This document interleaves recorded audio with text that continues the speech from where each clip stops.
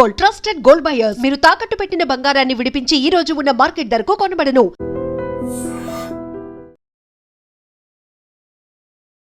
BRS వీరాభిమాని, KCR వీరాభిమాని Suryapet జిల్లాకెళ్ళి తమ్మి ఉన్నాడు. గతంలో కూడా కాళేశ్వరం విచారణ సందర్భంగా కూడా ఈ తమ్మి మాట్లాడిండు. అప్పుడు చాలా మంది మెచ్చుకున్నారు ఈ తమ్ముడు కూడా, అసలు నిజంగా అద్భుతంగా మాట్లాడినావు అన్నటువంటిది. సరే మాట్లాడదాం. పేరైతే మర్చిపోయినా. నా పేరు రైతన్న సురేష్ యాదవ్. ఓకే, సురేష్ యాదవ్ బాగా వైరల్ కూడా సోషల్ మీడియాలో. ఒక్కసారి మాట్లాడదాం. ఈ సార్ని ఇప్పుడు ప్రస్తుతం సిట్ విచారణ జరిగింది. ఫోన్ ట్యాపింగ్ జరిగిందా లేదా, ఇది అతిపెద్ద ప్రశ్నలాగా మారింది. మీ పెద్ద నాయకులందరినీ కూడా విచారణ చేశారు కదా, ఈ రోజు ఏకంగా ఆనాటి ముఖ్యమంత్రి కేసీఆర్ గారిని విచారణ చేశారు. 25 నెలల కాలంలో ఎవరు ఈ రాష్ట్రానికి హోంమంత్రి? ఈ రాష్ట్రానికి ముఖ్యమంత్రి ఎవరు? 20 నెలల్లో తేల్చింది ఈ ఒక్క రోజులో తేల్చేది ఏముంది? అది ఫోన్ ట్యాపింగ్ అయిందా లేదా తర్వాత సంగతి. కానీ ఈ ప్రజలు ట్రాప్ చేయబట్టరు. తులం బంగారం అని ట్రాప్ చేయబట్టరు. కాలువ నీళ్ళు మీరు అది చేస్తారని ట్రాప్ చేయబడరు.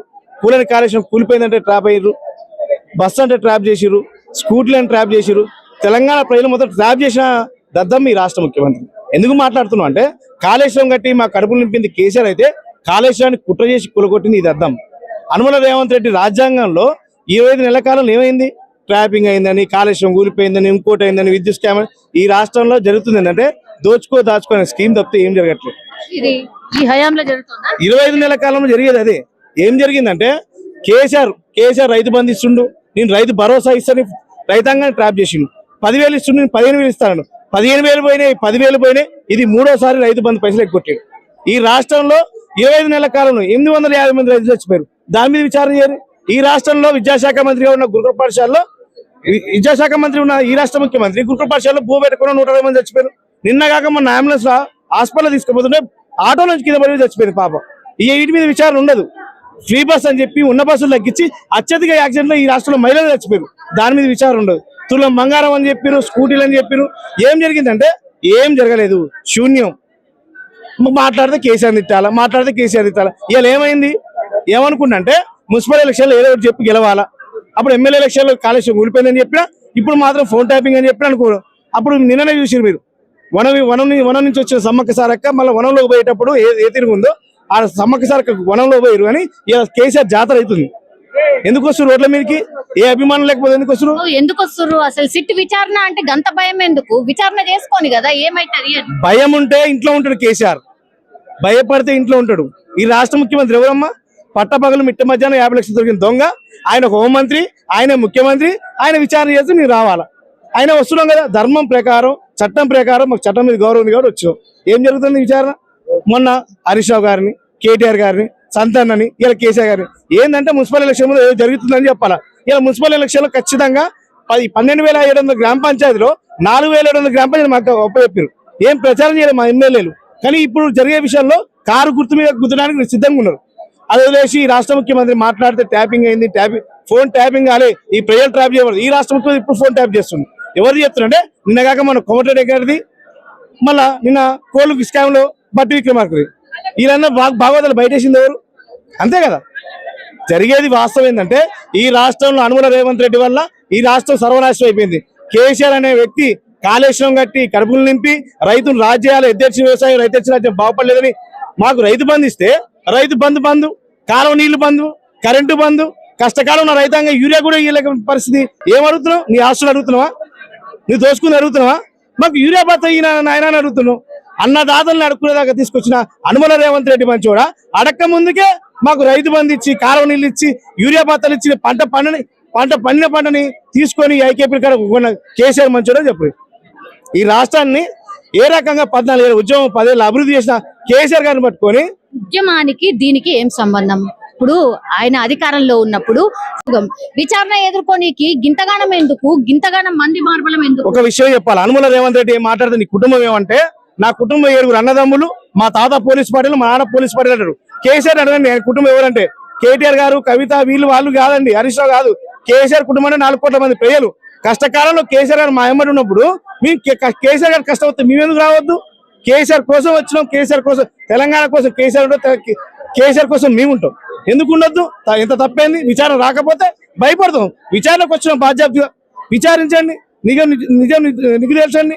ఈ రాష్ట్రంలో దొంగ పట్టపగలు మిట్ట మధ్య తిరుగుతున్న ముఖ్యమంత్రి ఆయన వదిలేసి కేసీఆర్ దొంగ అంటే ఎట్లా? రేవంత్ రెడ్డి భాషలోనే కేసీఆర్ వరకు దొర అంటాడు కదా, ఆ దొరాయంలో రైతు బంధు వచ్చింది, ఈ దొంగాయంలో బంద్ అయింది. ఆ దొరాయంలో ఆడపిల్లలకు కళ్యాణ లక్ష్మి ఇచ్చిండు, ఈ దొంగాయంలో బంద్ అయింది. ఆ దొరాయంలో 1003 గురుకుల పాఠశాల పెట్టిండు, ఈ దొంగాయంలో 1003 గురుకుల పాఠశాల 120 మంది చచ్చిపోయారు. ఇవన్నీ కాదా వాస్తవం కాదా? రైతు ఎందుకు చచ్చిపోవాలండి? కాలం నీళ్లు రాక కరెంట్ లేక ఇబ్బంది పడుతూ చచ్చిపోతే రైతు బీమా వచ్చన్నా అప్పులు కట్టుకుంటాడు కూడా రైతు బీమా లేదు. ఇలా రాష్ట్రంలో రైతుల పరిస్థితి ఏమైంది? ఇలా శాటిలైట్ పెట్టి ఫోటో తీస్తారంట. ఎవరు తీస్తారు ఫోటో? ఏ పంటను తీస్తారు? ఒకటి ఈ రాష్ట్ర ముఖ్యమంత్రి రాళ్ళు రప్పలకు అప్పుడు ఇచ్చిండ్రు కదా, ఇప్పుడు కరెక్ట్ రైతులకు ఇస్తారు అనేది రాళ్ళు రప్పలు తీసేసి పంట పండేదానికి పెడతాండ్రు. వాస్తవానికి స్వతహా రైతుని నేను డ్రాగన్ ఫ్రూట్ పండిస్తా, ఇంకో నాకు ప్యాడీ ఉంది, ప్యాడీ ఎప్పుడు వానాకాలం యాసం చేస్తారు, మీద సందర్భంలో పత్తి వేస్తారు. పత్తి ఇప్పుడు సంక్రాంతి కాలం లూటిపోయిందానికి ఇవా రైతు అనేటోడికి అద్దులు సరిహద్దులు ఉండవండి. రైతే అన్నం పెట్టడానికి ఈ ఆంక్షలు ఎందుకండి? అన్నం పెట్టే రైతుకి ఇన్ని ఆంక్షలు ఎందుకు? మీకైతే ఏం అవసరం లేదా? ఈ రాష్ట్ర ముఖ్యమంత్రికి ఏబిసిడి రావు, ఏం తెలియదు, సరిహద్దులు తెలియదు, బక్రాన ప్రాజెక్ట్ ఎక్కడ తెలంగాణలో ఉందంటారు, గోదావరి ఏబిసిడిలో ఉందో తెలియదు, కిష్ట ఉందో తెలియదు, మాట్లాడితే ఏది పడుతుంది మాట్లాడితే చెల్తుందా? ఏబిసిడి రాయన దావుస్ పోతుంది, డల్లాస్ పోతుంది. తెలంగాణలో మేము అడుగుతున్నాం, నీ ఆస్తులు అడగట్లే, మా రైతు బంధు కావాలని అడుగుతున్నాం. ఎందుకు ఇవ్వవు? మా కాలం నీళ్ళు ఇవ్వడం అని అడుగుతున్నాం. కాళేశ్వరమే కూలేశ్వరం అని చెప్పిన ఈ సన్నాసి కాళేశ్వరం మల్లన్న సార్ తీసుకొచ్చి మూసిలో పోతాడు. మీరు చెప్పండి.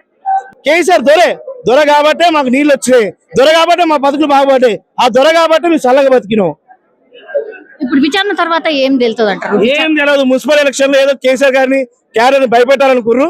నిన్న మేడారం జాతర అయిపోయింది, ఇలా కేసీఆర్ జాతర నడుతుంది. వనంలో ఉన్న దేవతలు గుడికి మన వచ్చిర్రు, ఇలా మన వనం పోయారు, మా సార్ వచ్చిండు. మీకే కనపడుతుంది కదా ఎన్ని ఆంక్షలు, ఎన్ని ఇబ్బందులు, ఇంత విధ్వంసమా? అందుకే మా జోలికి వస్తే తాట తీస్తాం, నాలుగు వస్తామని చెప్తున్నాం, మీ భాషలో చెప్తున్నాం.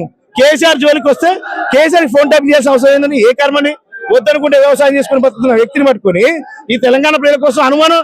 ఇప్పుడు ఏ కష్టకాలంలో ఏదొచ్చినా కేఆర్ఎండి ప్రాజెక్ట్ కి గొప్ప చెప్పిన, గోదావరి మరకజాలు కడతానా బయటకు వచ్చింది కేసీఆర్. ఇలా రైతులు కష్టకాలం రైతులు ఆదుకోవాలని బయటకు వచ్చింది కేసీఆర్. ఎండిపోతే పొలాల పరిశీలనకు వచ్చింది కేసీఆర్. మాకు నేర్పింది ఆయనే. కేసీఆర్ అన్నట్టు ఆయన దేవుడు. తెలంగాణ రాననుకున్న తెలంగాణ తీసుకొచ్చిన దేవుడిని పట్టుకొని నువ్వు ఏది పడితే అది మాట్లాడితే ఎట్లా? ఈ రాష్ట్ర ముఖ్యమంత్రి తెలంగాణ ముఖ్యమంత్రి కాదు, తొలి ముఖ్యమంత్రి కేసీఆర్, ఎప్పటికీ ముఖ్యమంత్రి కేసీఆర్.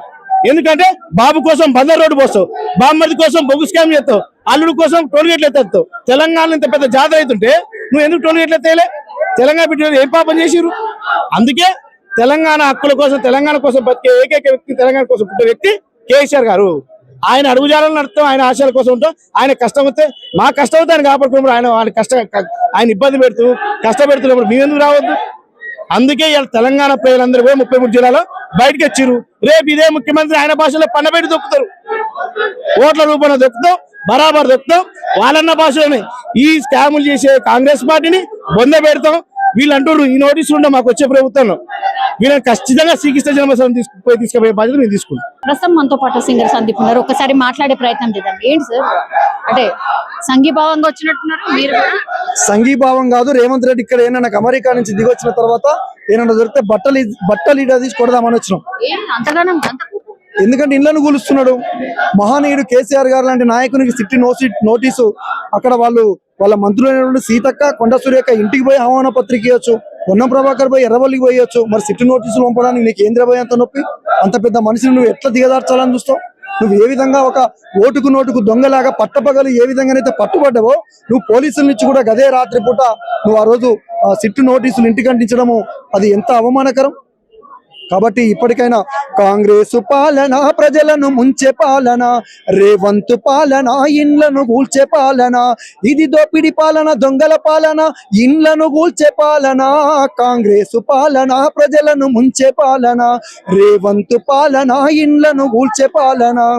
అధికారం లేనప్పుడు అమలు గాని హామీలు, అధికారం వచ్చినాక అడ్డమైన కూతలాయే. నిరుద్యోగులందరినీ రెచ్చగొట్టి గద్దెనెక్కి మార్పు అనుకుంటా మనల ముంచ వచ్చినోడు, వాడు ఢిల్లీకి బాగుడు తప్ప గల్లికి చేసింది లేదు. కాబట్టి ఉద్యోగాలు ఎక్కడ అడుగుతారోనని వాళ్ళు ఇచ్చినటువంటి హామీలు, రైతులకు రైతు బంధు కావచ్చు, వృద్ధులకు 4,000 పెన్షన్ కావచ్చు, ఇట్లా అనేక సంక్షేమ పథకాలు ఎక్కడ అడుగుతారో అని ఇవన్నీ డైవర్షన్ చేయడం కోసమే సిట్టు అనే దానికి ఒక సీరియల్ లాగా ఒక పేరు పెట్టి ఈరోజు రేవంత్ రెడ్డి కొత్త నాటకానికి తెరలేపిండు. ఖబర్దార్ రేవంత్ రెడ్డి, ప్రజలు అన్ని గమనిస్తూనే ఉన్నారు. భారతదేశానికి మహాత్మా గాంధీ జాతిపిత ఎట్లనో తెలంగాణ రాష్ట్రాన్ని తీసుకురావడంలో కేసీఆర్ కూడా అంతే జాతిపిత. ఈ జాతిపితను నువ్వు ఎంత అవమానపరచాలని చూసినా తెలంగాణ ప్రజలకు తెలుసు. తిరుగుబాటు ఎట్లుంటుందో ప్రజలకు తెలుసు. అదే తిరుగుబాటు త్వరలో మేము కాదు, బీఆర్ఎస్ పార్టీ కాదు, ప్రజలే ప్రత్యక్షంగా నేను గద్దె మీద దించడానికి సిద్ధంగా ఉన్నారు. Thank you. నిజంగా ప్రస్తుతం ఉన్నటువంటి సమాజం దేనికి ప్రయారిటీ ఇస్తుంది?